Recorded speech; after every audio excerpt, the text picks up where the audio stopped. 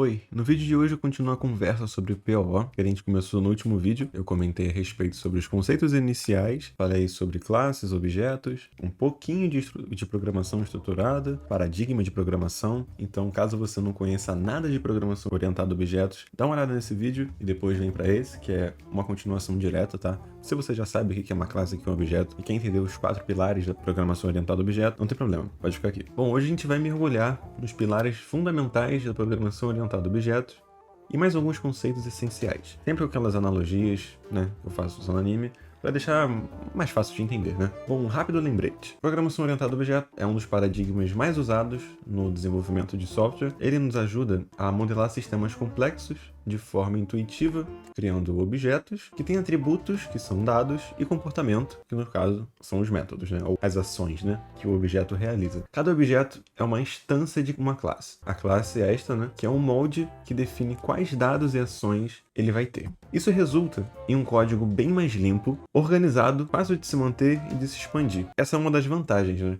Por que vale a pena usar PO, né? A questão da organização dos dados e funções relacionados no mesmo lugar, deixando o código mais limpo e legível, a facilidade de manutenção, que dá para mudar peça por peça sem quebrar o resto, promove uma reutilização de código, né? Reduz erros bobos a partir daí, né? E é ideal para projetos grandes que exigem flexibilidade e escalabilidade, né? Bom, isso foi só um resuminho do que eu falei no último vídeo. Caso você queira assistir, vai estar aí no card, beleza? Bom, o primeiro pilar que eu quero falar agora é o encapsulamento. O que é o encapsulamento? Ele protege os dados e os comportamentos internos de um objeto, expondo só o que é necessário. Ele usa modificadores de acesso, que no caso seriam público, protegido e privado, para controlar quem pode mexer o que. Escrever aqui exatamente o que eu falei, tá? E em PO, encapsulamento é um empacotamento de dados, com os métodos que operam sobre eles, além de restringir o acesso direto a certos componentes do objeto. Essa proteção mantém a invariância de estado e evita que o código externo dependa de detalhes internos, facilitando a manutenção e a evolução do sistema. Bom, essa foi uma definição um pouco mais técnica, mas basicamente o que você precisa entender, eu escrevi aqui. Vou fazer uma analogia usando Bleach, pode ser? Bom, em Bleach, nós temos as Unpactos. As Unpactos contêm técnicas e energia que não podem ser acessadas diretamente. São os dados internos. As Unpacto em si têm dados internos, vamos supor. O espírito dela, ela tem uma forma, né? Deixa eu mostrar. As Unpactos possuem formas próprias, né? No caso, seriam os espíritos dela. Existem técnicas que não podem ser acessadas diretamente, né? O Shinigami, que é o ceifeiro de almas, ele só mostra ao mundo a lâmina básica e os movimentos elementares até liberar a espada. Ele vai lá, faz os movimentos necessários para liberar ela.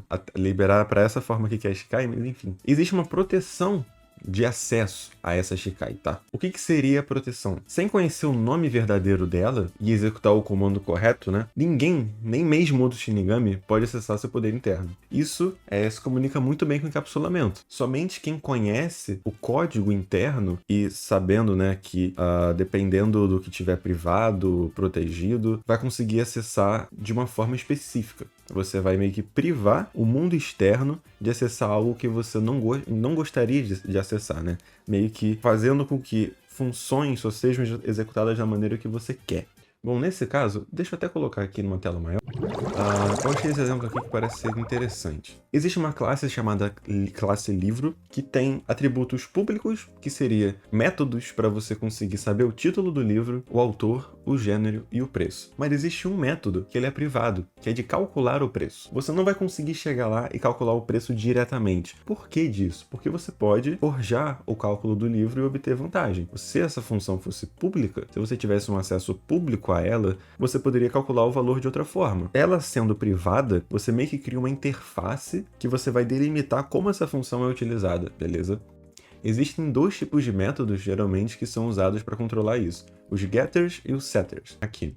Os getters e os setters são métodos utilizados para controlar o acesso e a modificação destes detalhes internos, promovendo encapsulamento. Nesse caso, o getter vai ser uma função que sempre que quando você chamar, você vai receber o valor que você gostaria de receber. E o setter, você vai setar o valor específico. O nome basicamente já diz, tá? A definição aqui do Google permite que o código interno obtenha o valor de um atributo sem acesso direto. Ou seja, você usa uma função para retornar o valor que você gostaria, sem ter que puxar diretamente da variável. O que pode diminuir a segurança caso não tenha um método para obter o valor específico da variável. E o setter são métodos que permitem modificar o valor de um atributo privado. Eles podem realizar validações e outras lógicas antes de atualizar o valor. Ou seja, você quer atualizar o valor, vamos ver, sete salário, pode ser. Para você calcular o salário, por exemplo, você não vai falar que o salário é tanto. Essa pessoa recebe isso. Geralmente existem validações em funções setters, tá? Então, geralmente, os setters servem bastante para validação também. Eu não vou entrar muito em detalhes, quem sabe um próximo vídeo eu fale melhor um pouco sobre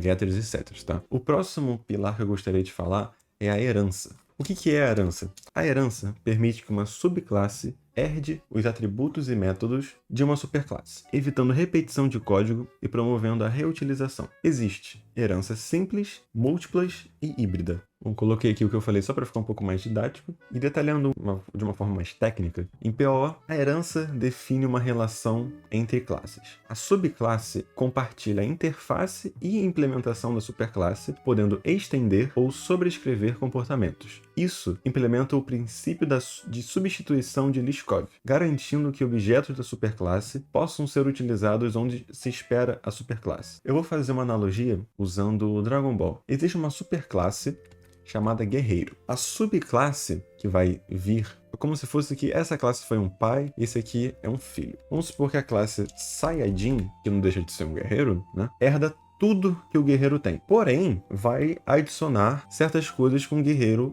não tem. Por exemplo, Super Saiyajin. Ou se transformar num Ozaru, que é aquele macacão gigante, né? Da mesma forma, pode existir uma outra subclasse chamada Namekusein, que também não deixa de ser um guerreiro, né? Só que ele possui habilidades diferentes do Saiyajin, mas ele herda tudo que o guerreiro tem e mais algumas coisas. O Namekusein, se eu não me engano, tem uma regeneração mais acelerada, né? Ele consegue curar um membro do corpo, mesmo tendo sido arrancado, né? Ou seja, vamos supor que todos os guerreiros tenham Ki. Necessariamente, todo mundo que vê abaixo dele vai ter Ki também. Só que vai ter um elemento que diferencia de todos, né? Vou colocar aqui. O guerreiro, ele possui métodos como poder de luta e aumentar o Ki, pode ser? No caso, ele possui o atributo poder de luta, né? Porque não é um método, e o método aumentar o Ki. Lembrando que o Saiyajin e o Namekusein vão ter esses dois, só que cada um é individual. Indo para outro pilar, vou falar agora sobre polimorfismo. O que é o polimorfismo? É a capacidade de um método ou objeto se comportar de forma diferente, dependendo do contexto. Vamos lá. Isso é dividido em sobrecarga e sobrescrita. Sobrecarga possui o mesmo nome, diferentes parâmetros. Sobrescrita, subclasse, redefine método da superclasse. Vou escrever isso daqui.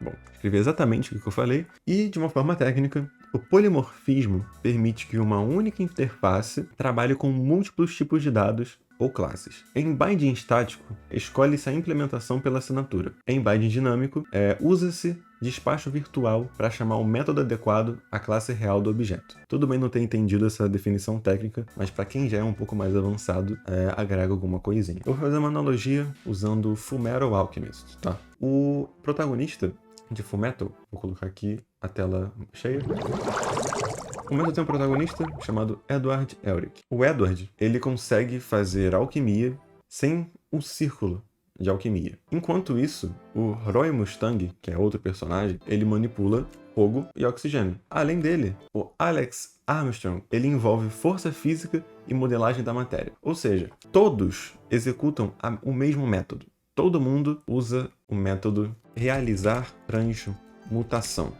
Porém, cada um faz de uma forma específica. O Alex Armstrong, ele envolve força física e modelagem da matéria, ele fica fortão. O Mustang manipula fogo usando oxigênio, é uma parte um pouquinho mais específica, né? E o Edward, ele consegue, usando a palma das mãos, realizar a transmutação. Ele não precisa de um círculo de alquimia. Eu não lembro exatamente o termo, porque eu assisti tem bastante tempo, tá? Mas basicamente polimorfismo é isso. Usando um exemplo mais usual, né? Usando exemplos que se vê em faculdade, etc. O que eu escutei algumas vezes foram de animais, né?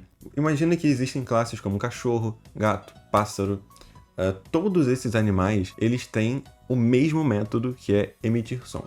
Só que cada um deles tem os seus próprios sons. Ou seja, o cachorro, ele late, o gato mia e o pássaro canta. Como eu comentei, existem dois tipos, sobrecarga e substituição. A sobrecarga consiste em ter múltiplos métodos com o mesmo nome, mas com diferentes parâmetros na classe, que é esse caso aqui do cachorro. E substituição ocorre quando uma subclasse redefine um método da classe pai, uma implementação específica para a subclasse. Vou colocar aqui um exemplo de substituição. Bom, nesse caso da substituição, eu dei uma verificada nesse código, ele é correto, ele não tem nada de errado. Existe a classe animal com uma função base. Um método base seria emitir som. O animal vai lá e emite som. Aqui tem um som genérico. A classe cachorro, ela se estende do animal. Uma bolinha que é para o animal. Vou colocar aqui. Animal. Cachorro se estende do animal. Ou seja, ele possui os métodos que o animal tem, normalmente. Porém, ele vai sobrescrever. Esse override aqui, ele sobrescreve uma função anterior. O emitir som do cachorro vai ser o do gato, miau. Quando você chama o método de um objeto, de uma classe, que no caso aqui ele instancia um objeto a partir da classe gato, que se estende de animal, o emitir som vai ser sobrescrito, né, no método que está dentro da classe do gato. Diferente da sobrecarga, que tem muitos métodos com o mesmo nome, mas os parâmetros que vai definir a diferença dos métodos, beleza? Vou colocar cachorro aqui, só para ficar mais didático, né? Falando agora sobre o último pilar, o único que falta é abstração. O que é abstração? Abstração simplifica o sistema ao mostrar apenas a interface essencial de um objeto, ocultando detalhes complexos de implementação. Vamos escrever aqui exatamente o que eu falei. Agora, indo para o detalhamento técnico. A abstração é um nível de design que define quais operações estão disponíveis, sem expor como elas são executadas. Isso ocorre via classes abstratas e interfaces, permitindo que o desenvolvedor foque no comportamento desejado e deixe a implementação para classes concretas. Tá, mas o que seriam classes abstratas? As classes abstratas, elas definem métodos que não possuem corpo ou possuem implementação parcial. Elas não podem ser instanciadas diretamente e servem como base para que subclasses forcem a implementação de determinados comportamentos. Bom, anotei aqui o que eu acabei de falar. Agora sobre classes concretas. O que seriam agora as classes concretas? Elas herdam de uma abstrata ou implementam interfaces e fornecem corpos para todos os métodos abstratos. Elas podem ser instanciadas sem restrições, tá? Eu vou anotar isso aqui de novo também. Vou fazer uma analogia com Fullmetal de novo, ou posso fazer com Dragon Ball também. Vou fazer com os dois. Em Fullmetal, a alquimia ela é vista pelos personagens como um único conceito de troca de matéria. Eles sabem apenas que, para transmutar, usam o princípio da troca equivalente, mas não precisam entender os círculos de transmutação ou reações químicas por trás do processo. Vou dar um exemplo usando o Roy Mustang, né? O Mustang, assim que ele estala o dedo e lança aquele poder dele de fogo, ele não precisa entender todas as reações químicas que estão por trás do processo, não precisa entender os círculos de transmutação. Eles podem sim estudar isso, mas eles não precisam disso para usar os poderes dele. Isso que seria uma abstração. Usando o conceito de classe abstrata e classe concreta, a classe abstrata alquimista define o método realizar a transmissão. A classe alquimista define um método chamado realizar transmutação, sem detalhar o processo dos círculos e das reações, enfim. E as classes concretas, vou dar um exemplo de uma classe concreta chamada Edward Elric, por exemplo, ou Roy Mustang, né? Cada classe concreta vai implementar seu próprio realizar transmutação. Em Dragon Ball, continuando em abstração, né? Em Dragon Ball, a classe abstrata, por exemplo, o guerreiro declara o método lutar e aumentar o Ki, por exemplo. A classe concreta, que seria Goku, sei lá, o Goku e o Vegeta, eles fornecem as implementações distintas para esses modelos, refletindo seus estilos de combate. Bom, acho que tenha dado para entender mais ou menos os 4 pilares. Eu não fui tão a fundo assim. Ainda dá para falar muita coisa, principalmente de encapsulamento, polimorfismo, abstração, tudo. Dá para falar bem mais usando exemplos de código, enfim. Só que eu tô aqui só para dar o conceito inicial dar um pontapé inicial para você iniciar seus estudos a respeito sobre PO, ou conseguir, não sei, desmistificar algum conceito que não tenha dado para entender muito bem. Espero que você tenha gostado. Eu vou fazer mais um vídeo falando sobre outros conceitos. Posso falar um pouco de interface, modularidade. Bom, até o próximo vídeo. Muito obrigado.